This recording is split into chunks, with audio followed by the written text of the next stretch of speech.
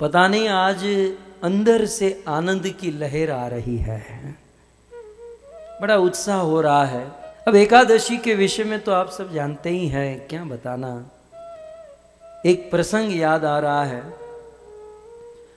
हमारे दक्षिण भारत में उशिनर नाम का एक प्रसिद्ध देश, ये वही उशिनर हैं जिनके राजा हुआ करते थे रंती देव। महाराज रंती देव जिन्होंने 40-42 दिन तक उपवास किया। हम लोग 42 घंटे नहीं कर सकते तो 42 दिन तक न खाना न पीना, निर्जल उपवास किया। और फिर पारण करने जब बैठे तो कथा आती है कि पहले कोई ब्राह्मण आए तो उनको थोड़ा भोजन दे दिया, फिर कोई वैश्य आया, शूद्र आया, सारा भोजन बांट दिया। ऐसे परम धर्मात्मा उशिनर देश जो भारत में प्रसिद्ध है, महाराज रंती देव के चले जाने के बाद उस उशिनर देश में कुछ ऐसा समय आया कि इंद्र देवता ने वर्षा नहीं की। लगातार 10 वर्ष तक इंद्र देवता वर्षा नहीं किए। बाकी सब तो ठीक है, परंतु जिसका जीवन गाय के ऊपर निर्भर है, जिनके पास बहुत भारी मात्रा में गोधन है, उनके लिए तो वर्षा न होना ये बहुत बड़े खतरे की निशानी है। क्योंकि बारिश नहीं होगा तो घास नहीं होगी, घास नहीं होगी तो गौ माता क्या खाएगी।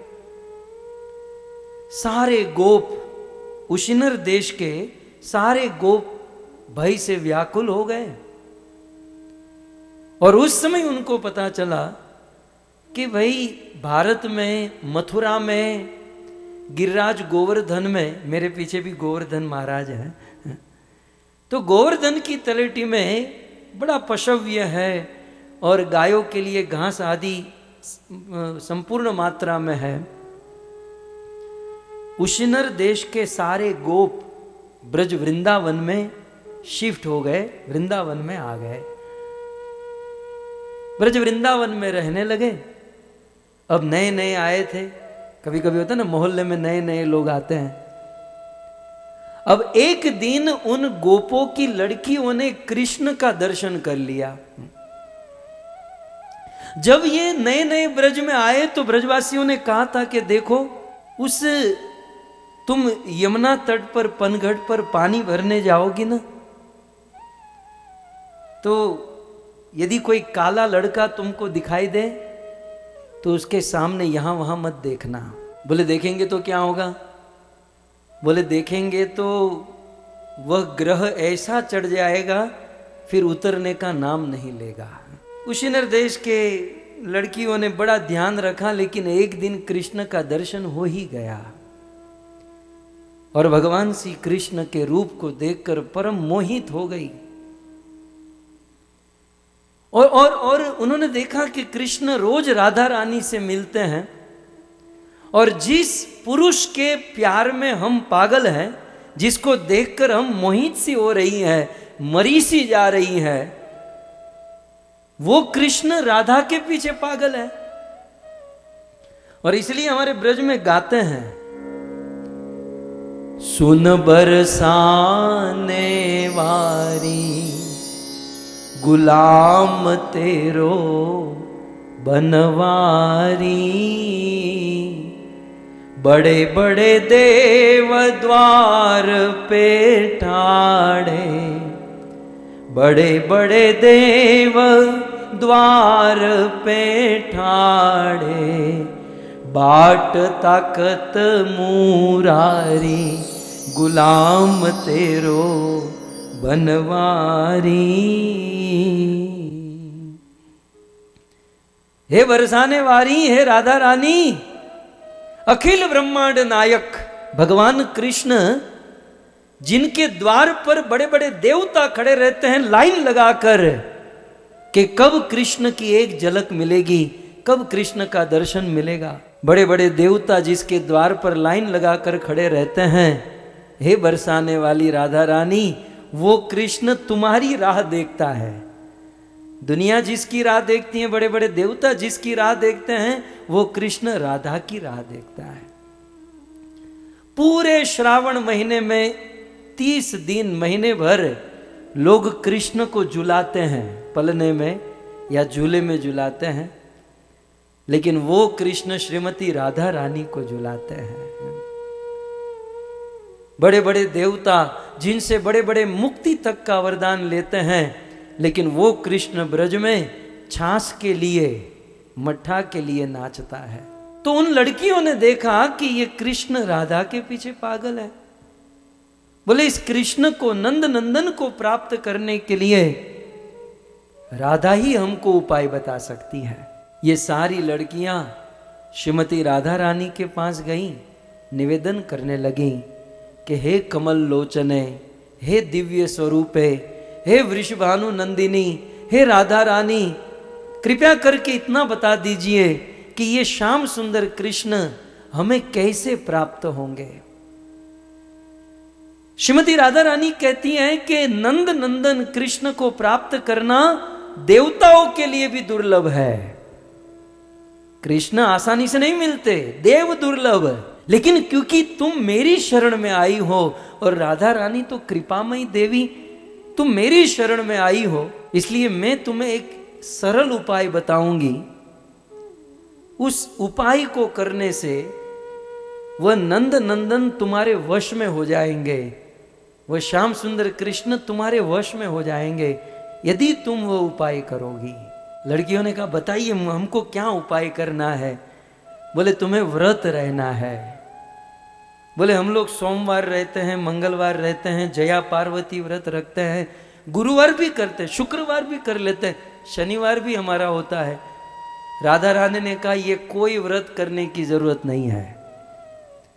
श्याम सुंदर नंद नंदन कृष्ण को प्राप्त करने के लिए केवल एक ही व्रत है, और वो है एकादशी व्रत। स्वयं राधा रानी इसका निर्माण करती है। साल में 24 एकादशी होती है, और अधिक मास में 2 एकादशी, तो कुल मिलाकर 24 और 2 26 एकादशी का यदि कोई पालन करता है तो श्याम सुंदर उसके वश में हो जाता है। सारी लड़कियां तैयार, अब बता दीजिए ये एकादशी कब कब आती है और इस एकादशी की महिमा, इसके नाम क्या है। श्रीमती राधा रानी कहती हैं कि ये एकादशी शुरू होती है मार्गशीर्ष मास के कृष्ण पक्ष से। मार्गशीर्ष महीने का, जैसे हमारा वैदिक कैलेंडर के अनुसार मार्गशीर्ष महीना प्रथम महीना माना जाता है। सो मार्गशीर्ष महीने के कृष्ण पक्ष की प्रथम एकादशी है उत्पन्ना एकादशी, दूसरी है मोक्षदा एकादशी, तीसरी है सफला एकादशी, चौथी है पुत्रदा एकादशी, पांचवी षटतिला एकादशी, छठी है जया एकादशी, सातवीं विजया एकादशी, आठवीं आमलकी एकादशी, नौवीं है पाप मोचनी एकादशी, 10वीं है कामदा एकादशी, 11वीं है वरुत्थिनी एकादशी, 12वीं मोहिनी, 13वीं अपरा एकादशी, 14वीं पांडव एकादशी जिसे हम निर्जला एकादशी कहते हैं, 15वीं योगिनी एकादशी, 16वीं देवशयनी एकादशी, 17वीं कामिनी एकादशी, 18वीं पवित्रा एकादशी, 19वीं अजा एकादशी और 20वीं पद्मा एकादशी, 21वीं इंदिरा एकादशी, 22वीं पाप अंकुशा एकादशी, 23वीं रमा एकादशी और 24वीं प्रबोधिनी एकादशी। तो इस प्रकार से 24 एकादशी। आप लोग कहोगे ये क्यों सुने, जिसको पालन करना है वो सुनेगा। पहले एकादशी तो याद रखें और फिर इसे पालन और इसकी महिमा। यद्यपि राधा रानी ने ये 24 एकादशी और अधिक मास में 2 एकादशी होती है, उस दोनों एकादशी का एक ही नाम है सर्व संप्रदा एकादशी। सो इस प्रकार से 24 और 26 श्रीमती राधा रानी ने एक एक एकादशी की महिमा बताई। श्रीमती राधा रानी ने बताई, पद्म पुराण में व्यास मुनि ने लिखी, अनेकों जगह पर एकादशी की बड़ी महिमा है। ओवरऑल एकादशी की तो महिमा है, लेकिन प्रत्येक महीने में जो 2-2 एकादशी आती हैं, ये सभी एकादशियों की अपनी अपनी कथा और अपनी अपनी अलग अलग से महिमा है। ये सारी महिमा और एकादशियों के नाम श्रीमती राधा रानी ने बताए और उन लड़कियों ने किए, और भक्तों इस एकादशी व्रत का पालन करके वे उशिनर देश से आई हुई लड़कियां रास लीला का सौभाग्य पा गई। कृष्ण की सबसे शुद्ध विशुद्ध सबसे उच्च लीला रास लीला में भाग ले गई इस एकादशी व्रत का पालन करने से। मैं अक्सर कहता हूं कि भक्ति के पुत्र कौन? भक्ति महारानी जो है, भक्ति महारानी के पुत्र कौन? भक्ति महारानी के पुत्र हैं ज्ञान और वैराग्य। अच्छा, भक्ति महारानी का बर्थ प्लेस कौन सा, मतलब स्थान कौन सा? तो कहते हैं दक्षिण। अच्छा, भक्ति महारानी का वाहन क्या है? भक्ति महारानी का वाहन है विनम्रता। लेकिन यदि पूछा जाए कि भक्ति महारानी, हम और आप जो भक्ति करते हैं या भक्ति करना चाहते हैं, भक्ति की मां कौन है?